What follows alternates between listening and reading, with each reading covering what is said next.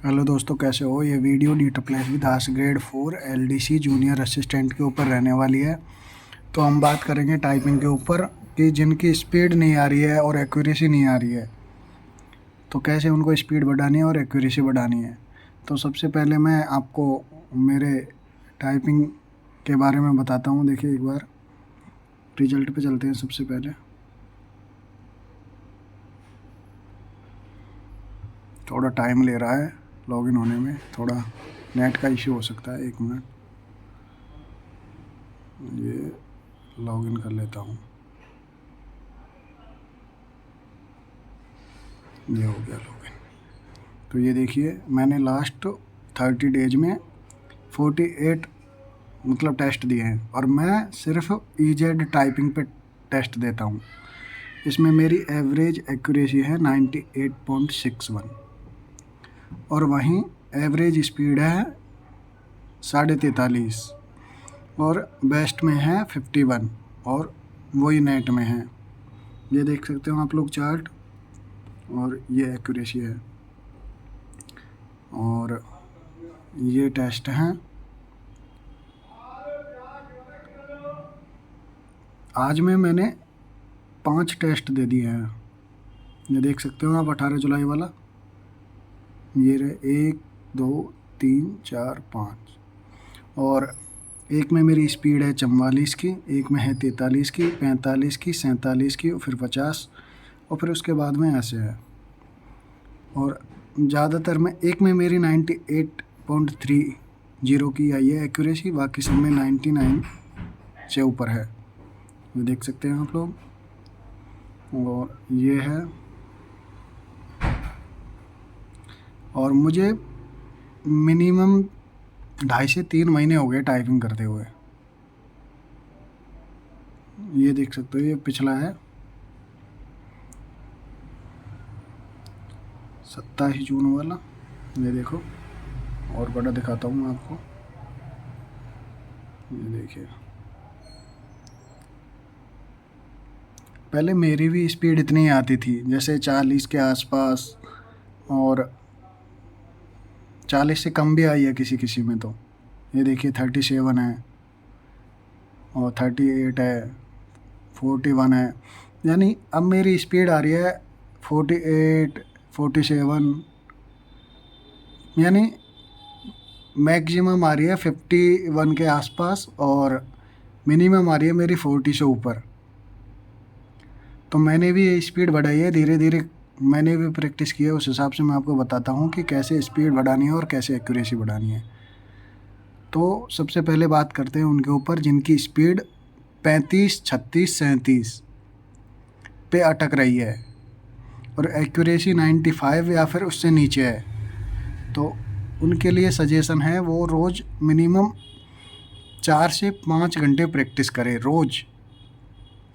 सुबह सुबह जैसे ही आप स्टार्ट करते हो, सबसे पहले टेस्ट लगाओ 2, जो मतलब जिस हिसाब के टेस्ट लगाने हैं जो एग्ज़ाम में आएंगे। यानी अभी के टाइम पे ईजेड ने डाल रखा है वो 5000 की स्टॉक वाला और ऑटो स्क्रॉल वाला।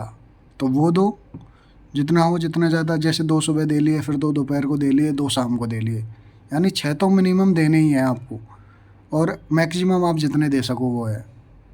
और अदर एग्ज़ाम है जैसे CHSL हुआ और भी हुआ, NTPC के भी मॉक टेस्ट लगाओ टाइपिंग वाले, क्योंकि उसमें बैक स्पेस बंद होता है। अगर उसमें तुम्हारी एक्यूरेसी बढ़ गई तो यहाँ पे भी बढ़ जाएगी। और स्पीड के लिए मैंने बता ही दिया है आपको, जितना ज़्यादा हो प्रैक्टिस करो।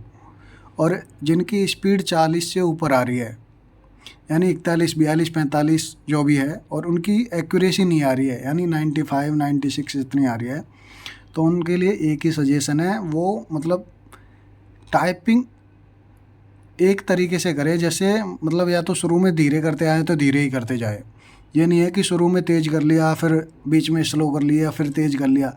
तो उससे क्या है, जो रूटीन बना हुआ है ना टाइपिंग का, वो ख़राब होता है और उससे एरर होने के चांस ज़्यादा होते हैं।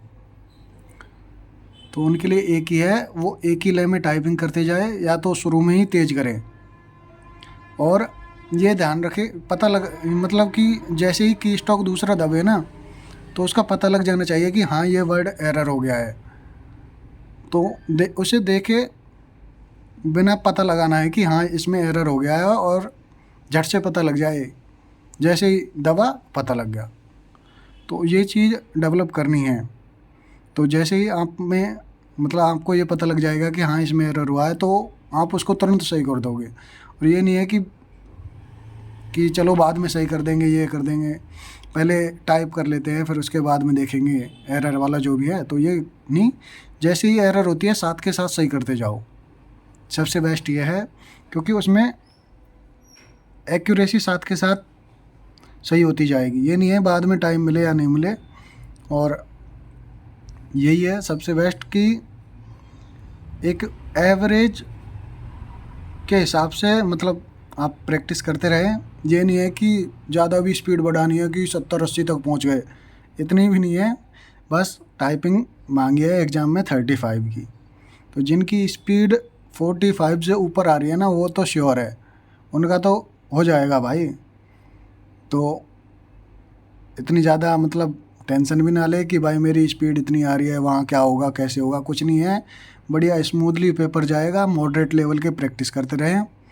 और आसान का नहीं बोल सकते, क्योंकि मैंने पिछली बार हाई कोर्ट से आया था जे का, जूनियर जुडिशियल असिस्टेंट वाला। वो हालांकि हुआ तो ऑफलाइन था, पेपर टू स्क्रीन, लेकिन जो उसका मटेरियल था ना वो मॉडरेट लेवल का था। उसमें ज़्यादातर परसेंटेज के साइन थे, और तो उस हिसाब से ही अपन को प्रैक्टिस करनी है। मॉडरेट लेवल के सारे टेस्ट दो, और ये नहीं है कि इजी इजी के दे दिए सारे और खुश हो रहे हैं कि पास हो गए, चलो 35 आ गए हमारी स्पीड, हम पास हो गए। तो ऐसे नहीं है। तो सारे टेस्ट दो, चाहे वो डिफ़िकल्ट लेवल का हो चाहे कोई सा भी हो, पर ज़्यादातर प्रैक्टिस मॉडरेट लेवल की करो। और एग्ज़ाम के एडमिट कार्ड 22 तारीख को आ जाएंगे। तो ये है, जिनका एग्ज़ाम लास्ट तक होगा उनको थोड़ा बेनिफिट मिल जाएगा कि किस तरह का मटेरियल आ रहा है, क्या आ रहा है, तो वो उस हिसाब से तैयारी कर लेंगे। हाँ, शुरू के एग्ज़ाम वालों को थोड़ा नुकसान है, लेकिन कोई नहीं, चलो शुरू में हो रहा है तो ये भी फ़ायदा है कि हाँ कि अच्छे से जाए, बस ये है। तो एग्ज़ाम में पैनिक नहीं होना है, और ढंग से प्रैक्टिस करो, जम के करो। ये नहीं है कि उसका हो रहा है ये मेरा नहीं हो रहा, ये हो रहा है, तो दूसरों की बातों पे ध्यान न दो और खुद से प्रैक्टिस करो, सबसे बेस्ट ये है। और ज़्यादा से ज़्यादा प्रैक्टिस करो, टाइपिंग पास करो, और भाइयों नौकरी लो, इस बेरोज़गारी से निकलो, सबसे बेस्ट ये है। और थैंक यू। और वीडियो अच्छी लगी हो तो लाइक करना, और चैनल को सब्सक्राइब ज़रूर करें, क्योंकि वीडियो वो कैंडिडेट ज़्यादा देख रहे हैं जिन्होंने चैनल को सब्सक्राइब नहीं किया है। तो मेरी रिक्वेस्ट है आप चैनल को ज़रूर सब्सक्राइब करें। और हाँ, अगर किसी भी तरह की टाइपिंग से रिलेटेड कोई भी जानकारी चाहिए तो आप मुझे कमेंट कर सकते हो, और वीडियो को लाइक ज़रूर करें। थैंक यू वीडियो देखने के लिए।